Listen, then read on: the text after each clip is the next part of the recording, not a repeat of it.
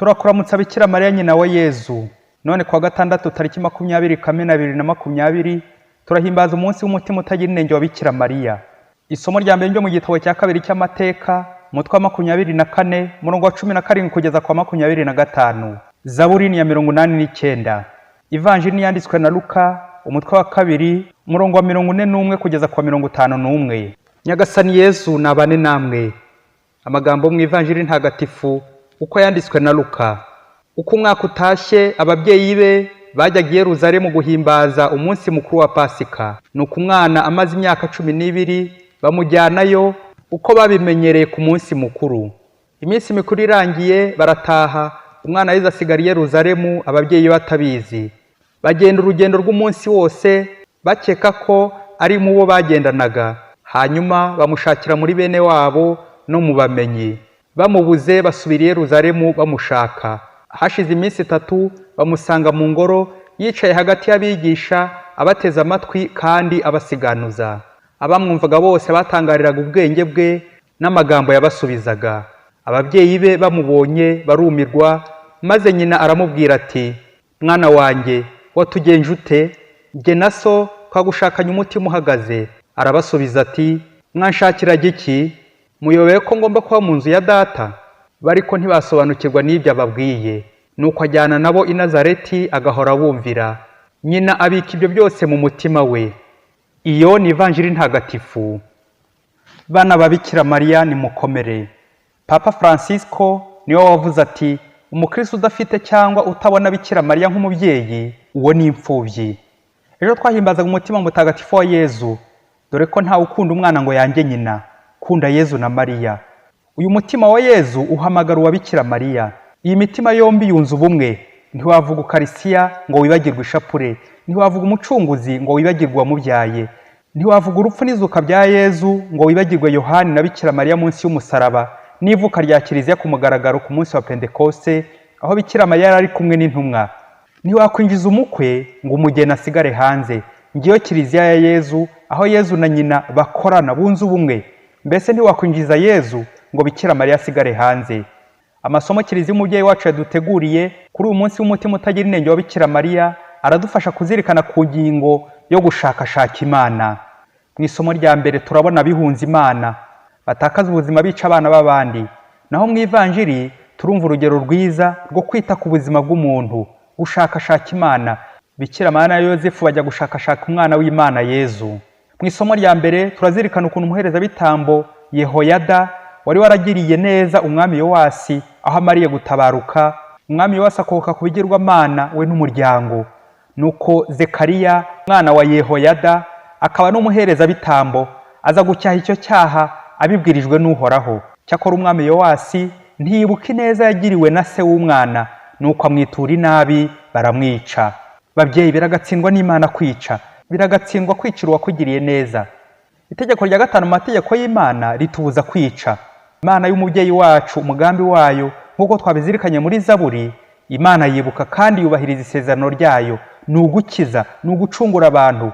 Ngiye inzira Imana yanyuzemo ubwo yatoraga Bikira Mariya ngo abe nyina wa Kristu, natwe abakristu abe mama wacu, abo umubyeyi wa Kiliziya y'isi yose. Mu Ivanjili kumvise Bikira Mariya asubira i Yerusalemu kujya gushaka umwana Yezu wari wabuze. Nuko bamusanga mu ngoro yicaye hagati y'abigisha abateze amatwi kandi abasiganuza. Ese mubyeyi, iyo wabuze umwana wawe ushakira he? Burya numenye icyo umuntu akunda, igihe wamubuze ujya wihutira kujya guhamushakira. Ubwo niba akunda inzoga, menya ko umushakira mu ikabare. Niba ari indaya, nawe uri mukuru uzamenya ubwenge. Cyakora umukristo yakagombye gushakirwa mu ngoro. Yezu buri gihe we aba ari mu ngoro. Ntiwamusanga mu tubyiniro, ntiwamusanga muri bumu. Iyo wabonye Yezu kimwe na Bikira Mariya urishima, uratangara, ugira amahoro. Nuko ababyeyi bamubonye barumirwa. Undi mugenzo mwiza waranze Bikira Mariya ni ibanga, kubika ibanga. Nuko abika ibyo byose mu mutima we. Ni ibiki byari biri mu mutima wa Bikira Mariya? Ni amabanga y'Imana. Guhera jambo yigira umuntu kugeza kuri Asensiyo. Ariya mibukiro yose uko ari 20 tuzirikana muri rozari nk'incamake y'Ivanjili: ibyishimo, urumuri, ishavu, ikuzo. Ibyo nibyo biryo bya Bikira Mariya. Ibyo nibyo yarabitse mu mutima we. Bavandimwe, umubyeyi yatwite arababara. iyo abyara umubabaro uriyongera, ariko iyo amaze kubyara ibyishimo biba byose. Hari rero ababyeyi gito batekereza umuruho w'umwana bagahitamo kwinyurira iy'ubusamo. Ye baba we! Umunsi umwe muri Afurika iyo hirya kure, umuyobozi yatumije inama y'abagore aho bagombaga gukora umunsi mukuru, bakiyakira, bakarya kandi bakanywa. Nuko bageze mu nama batangira kwivuga umwe kugira ngo bamenyane. Umwe ati ndi mama Ishimwe, undi ati ndi mama Gloria, undi ati ndi mama Fisi. Undi bamugezeho aratangira ararira cyane, yatekereza ko abandi bari kwivuga mu mazina y'abana babo, agatekereza ko yakuyemo inda akica umwana we. Nuko kugira ngo nawe atikura mu bandi n'ikiniga cyinshi ati ndi mama Nyakwigendera. Ye baba we! Abari aho mu nama baraturika bararira. Ubu umuyobozi wari gukoresha inama bahuza amaso na nyina wa Nyakwigendera. We n'ikiniga cyinshi yandika agapapuro ati nanjye nitwa papa Nyakwigendera. Nuko ahita arigendera arasohoka. Icyari resebusiyo gihinduka desebusiyo, kwiyakira bihinduka kwiheba, inama n'ibyishimo bihinduka imibabaro no gusuherwa. Babyeyi, kubyara birarushya, ariko umwana ni impano y'Imana. Umwami Yowasi wishe umwana w'umuherezabitambo ahagarariye ba mama Nyakwigendera na ba papa Nyakwigendera. Naho Bikira Mariya we ni mama Fisi, Fils de Dieu, ni mama wa Kristo, ni nyina w'Imana, ni mama wacu. Babyeyi, muri iyi si hari akarengane, bamwe babona abana bakabica mu gihe abandi babifuza. Babyeyi, mutinye umuruho w'umwana, mugatesha abana amahirwe yo kuvuka, mukivutse imigisha y'Imana, mukabaza Bikira Mariya tubyaye. Burya icyatumye Bikira Mariya akomeza kwitwa umubyeyi ni umubabaro yagize abyara akarera umwana we Yezu. Ni bwa bubabare burindwi bwa Bikira Mariya. Umusaza Simewoni ahanurira Bikira Mariya ibizabaza umutima we, Yezu bamuhungishiriza mu Misiri, ibyabaje Bikira Mariya igihe Yezu azimiye, Bikira Mariya ahura na Yezu ahetse umusaraba, Bikira Mariya ahagaze munsi y'umusaraba, Bikira Mariya yakira umurambo wa Yezu mu maboko ye, Bikira Mariya ashyira umurambo wa Yezu mu mva. Ngibi ibiryo bya Bikira Mariya. Umuruho. Bangavu, basore namwe nkumi, mwadukiriye ibinini, inshinge, ibyatsi n'imiti yo gukuramo inda, nimusijyaho mutabaza Imana, mudakora Imana mu jisho.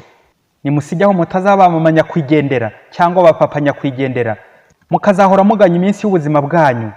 Hari abakristo bamwe badukiriye icyaha cyo kwica bagakuramo inda, aho bamwe batanga amafaranga ibihumbi n'ibihumbi. Abo bagira uruhare, ubufatanyacyaha, abo bose bafitanye amasano ba Nyakwigendera, nimwongere mugarure ubumuntu, mwitsimbara ku cyubahiro n'ubwema bwanyu, ngo mudaseba mu maso y'abantu nyamara mu maso y'Imana mugaseba, mugakandagira abadashobora kwivugira. Nimusijyaho mutikururira umuvumo. Bikira Mariya mubyeyi utanga ubuzima bw'umubiri n'ubwa roho, tabara ingo nyinshi zabuze urubyaro, batoze kwihangana bakomere, batoze gushakashakana Yezu umutima utaryarya, bahorane Yezu mu rugo iwabo, kuko ufite Yezu na Bikira Mariya mu rugo rwe aba afite byose. Maze twese dushishikariye kurera abo twabyaye, ariko umubiri cyane cyane kuri roho, abo dufitanye isano isumbi y'amaraso. Turerere Imana na Kiliziya, dushakashaka Imana amanywa nijoro, duhorane Imana. Umutima utagira inenge wa Bikira Mariya udusabire. Padiri Masumbuko Ladislas, umurezi mu iseminari nto ya Mutagatifu Aloyizi, Diyosezi ya Cyangugu.